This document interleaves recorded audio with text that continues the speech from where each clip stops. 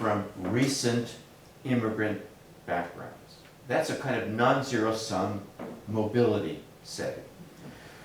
Nevertheless, we have, certainly in the US, but also in Europe, far greater inequality than was true in the post-World War II period. In the United States, the post-World War II period was a historic dip in economic inequality called the Great Compression by economic historians because of the low level of both income and wealth inequality in the United States. And I would argue that in the United States at least, and maybe in Europe, I don't know, the educational system has changed in ways that make the treatment of students from different backgrounds more disparate than it was in the 50 years earlier. There is more inequality among schools. This is, of course, built into the American system of financing schools. And we know that there's been a decline in what's called teacher quality, in the intellectual abilities of the teachers who now stand in the front of the classroom. In the 50s, when this catch-up was occurring, these were most college-educated women. This was a very selective group in any event, because a relatively small proportion of women went to college.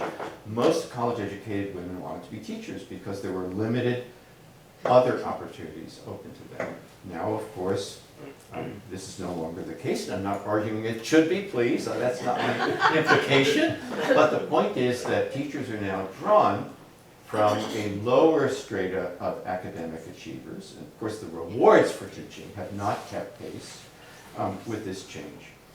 So that's a force that tends, certainly in the US, to hinder the ability of more disadvantaged groups to catch up.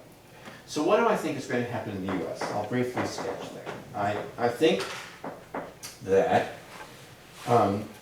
regardless of how the economy performs, there will be some change. Obviously, the degree of change depends upon how the economy performs. If the economy recovers, the labor force starts to expand again, then there will be much more robust opportunity than it seems like today. But we don't know exactly what's going to happen with the economy. Nevertheless, I would argue, no matter what, there will be a more diverse mainstream in the United States. A mainstream that looks considerably less white than it does today. We already, of course, see this because we have a president who has an African father. I mean, this was unthinkable 5 years ago.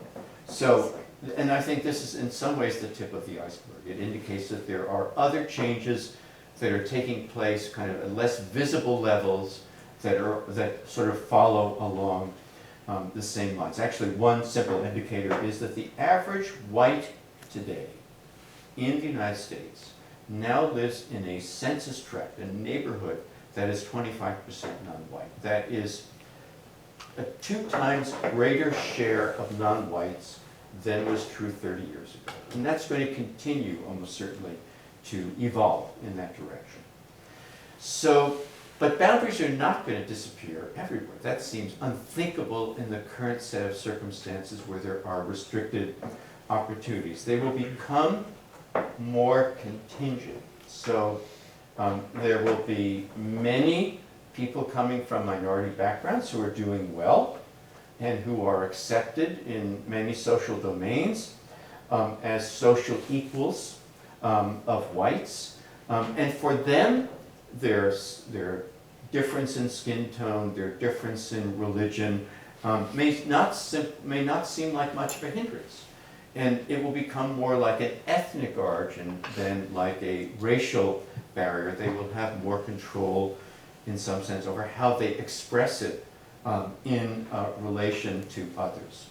In Europe, I can certainly imagine the same thing happening with Muslim populations. And it's worth pointing out here that American Jews are, of course, one of the most successful examples of integration of a non-Christian minority that one can find.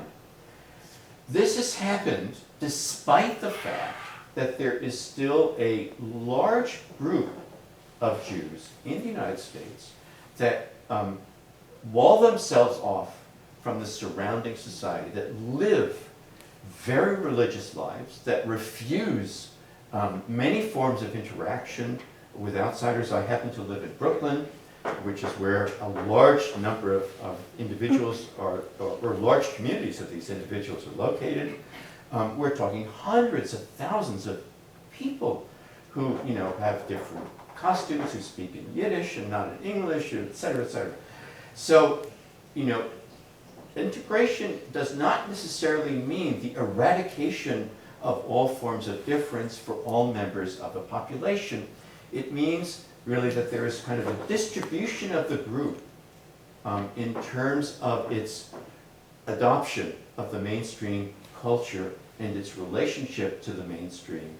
And so on the one hand, we have Jews who are completely integrated into the American mainstream, who are intellectual leaders in American life, at the same time that we have large numbers who have chosen to exclude themselves.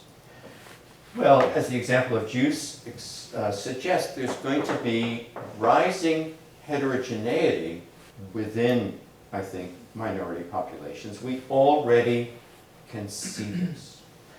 So that means that more and more people in these distributions are going to be located at the extremes. We'll have, among Mexicans today, there is a large group of later generation Mexicans who are thoroughly integrated into American society, intermarried, or the products of intermarriages.